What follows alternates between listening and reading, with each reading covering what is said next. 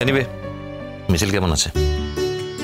এর মধ্যে মিছিল আপনাকে এত ভালো চিনে গেছে যে ও আপনাকে ছাড়া ভালো থাকে না। আপনি কিন্তু একটা মারাত্মক ভুল করেছিলেন জানেন তো। এরকম ভাবে কলকাতায় মিছিলকে একা রেখে ওখানে চলে গেছেন আপনি। মিছিলকে জঙ্গলে নিয়ে গেলে কৃষ্ণময়ের অন্ধত্ব হয়তো ওরও কোনো ক্ষতি করে দিত। তাছাড়া জঙ্গলে আমি মিছিলকে কি খাওয়াতাম, দুদিন কোথায় রাখতাম? তাই সামনের বাড়ি নেবারের কাছে রেখে গেছিলাম। ফিরে আসার পর নিশ্চয়ই আপনাকে দেখে মিছিল খুব...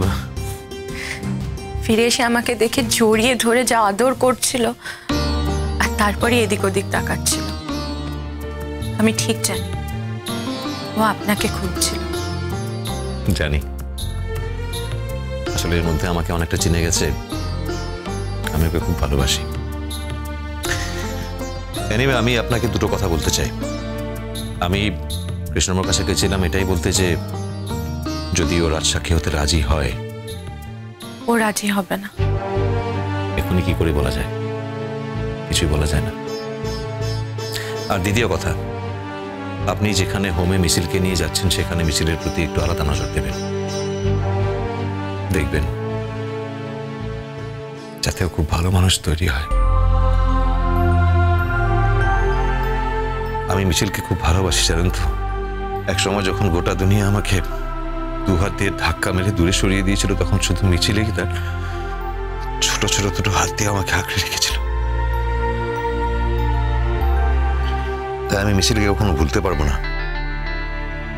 অদূর ভবিষ্যতে মিছিলের সঙ্গে আমার সবসময় যোগাযোগ থাকবে, বুঝেছেন?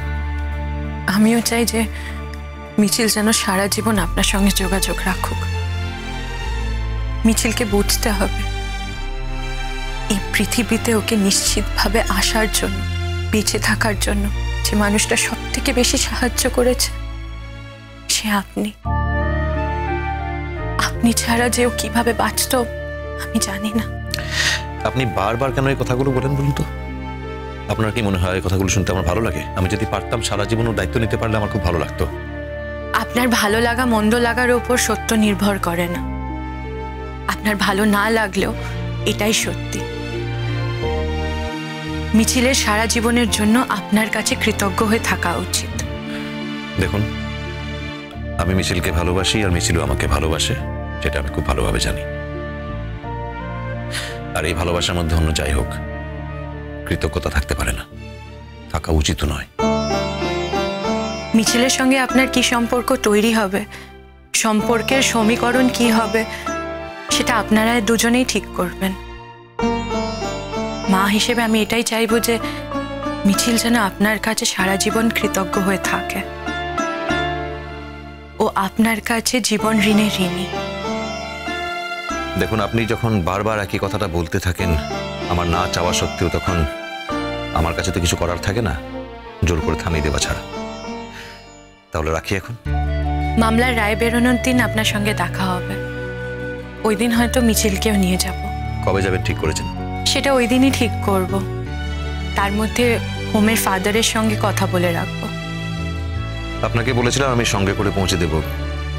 এখন যা পরিস্থিতি, কিছুই বলা যাচ্ছে না।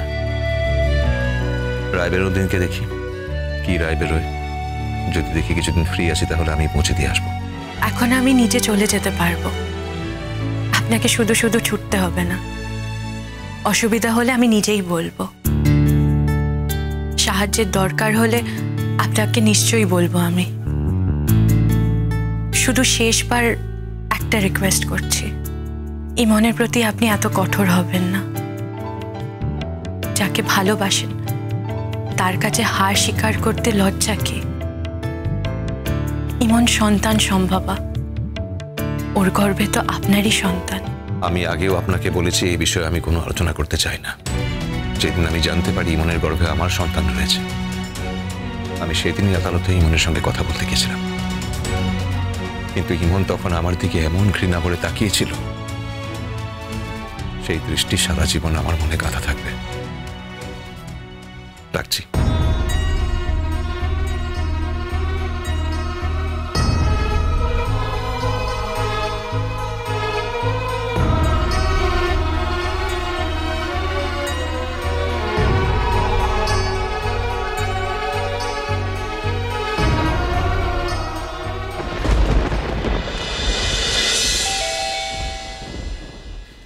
কেমন আছেন? শুনলাম আপনারা চলে যাচ্ছেন, তাই ভাবলাম আপনারা যাওয়ার আগে একবার মিছিলের সঙ্গে দেখা। কবে যাচ্ছেন? কাল অথবা পরশু। কথা হয়ে গেছে? হ্যাঁ, হয়েছে।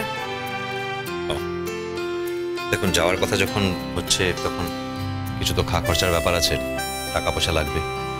এখন আপনি যদি আমার উপর রাগ করে আমার কাছ থেকে টাকা পয়সা না নিতে চান তাহলে কিন্তু আমার খুব খারাপ লাগবে। প্রথম কথা, আপনার উপর রাগ করে থাকার অধিকার আমার নেই। দ্বিতীয় কথা, এতদিন ধরে আপনার কাছ থেকে হাত পেতে টাকা নিতে হয়েছে, এবারও নিতে হবে। তবে যে চাকরিটা পেয়েছি তার থেকে যে মাইনা আসবে সে থেকে টাকাটা শোধ করে দিতে পারবো, এইটুকুই যা ভরসা। ঘুমোচ্ছে, আমি নিয়ে আসছি।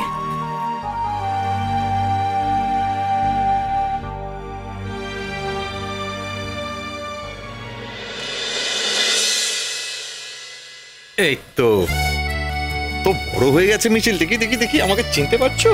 খুবই চিনতে পারছে। আপনাকে চিনতে পারবে না এটা হতেই পারে না। আচ্ছা, আপনি বললেন যে কাল পরশু যাচ্ছেন, মানে ডেট ঠিক করেননি? কাল তো মামলার রায় বেরোবে,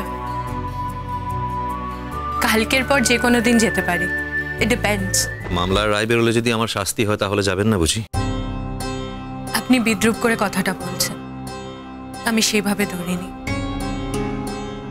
হয়তো কিছুই করতে পারবো না, তবে যাকে কাছের মানুষ মনে করি তার ক্রাইসিসে পাশে থাকাটাও আমার দিক থেকে অনেকটা মনে হয়।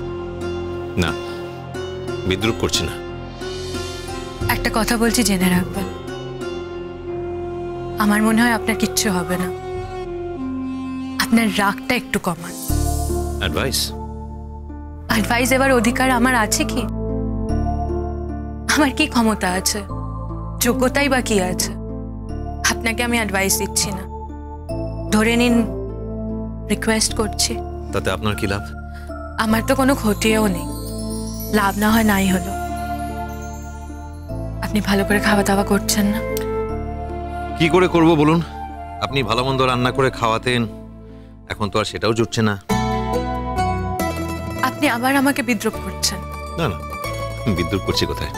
আমি তো আপনাকে সম্মান করি, আর যাকে সম্মান করা হয় তাকে বিদ্রুপ করা যায় না, তাই না? তাহলে এই কথাগুলো বলছেন যে? ইচ্ছে করে না খেতে। কেন? টেনশন হচ্ছে? আমার আবার কিসে টেনশন? আমি তো আবার নিজের জীবনটাকে ছুড়িয়ে ফেলে দিয়েছি, কিসের টেনশন এখন? আমি তো মরে যেতে পারতাম সেদিন। আসলে খেতে ইচ্ছে করে না এখন, কিন্তু কেন ইচ্ছে করে না সেটা বুঝতে পারি না। মন ভালো নেই? কি জানি, হবে হয়তো। বুঝতেও পারি না মনটা আদৌ আছে কিনা। বললাম তো, আপনি সব মিটিয়ে নিন, ইমনের কাছে ফিরে যান। ও তো ওর ভুল বুঝতে পেরেছে। এতই ফেলনা নাকি আমি? যখন আমাকে ভুল বুঝবে দূরে সরিয়ে দেবে, যখন নিজের ভুল বুঝতে পারবে তখন আমাকে আবার কাছে টেনে নেবে, এটা কি হয়? ইমন তো কষ্ট পাচ্ছে, সেটা তো আপনি বুঝতে পারছেন। ইমনকে তো আপনি ভালোবাসেন। ভালোবাসলে সমর্পণ করতে হবে বুঝি? কার কাছে ইগো দেখাচ্ছেন? যাকে জীবনের সব থেকে বেশি ভালোবাসেন, যে আপনার জীবনের সব থেকে বেশি প্রিয়, তার সঙ্গে, তার কাছে। যে সব থেকে কাছের তার উপরে তো অভিমান করা যায়, কিন্তু এই ক্ষেত্রে এটা আমার অভিমান নয়, আমার সিদ্ধান্ত। ইমন আপনার সন্তান ক্যারি করছে, এটা জানার পরও আপনি এই কথা বলবেন? সবার কপালে কি আর সব সুখ লেখা থাকে? কুসুম দোলা কুসুম দোলা।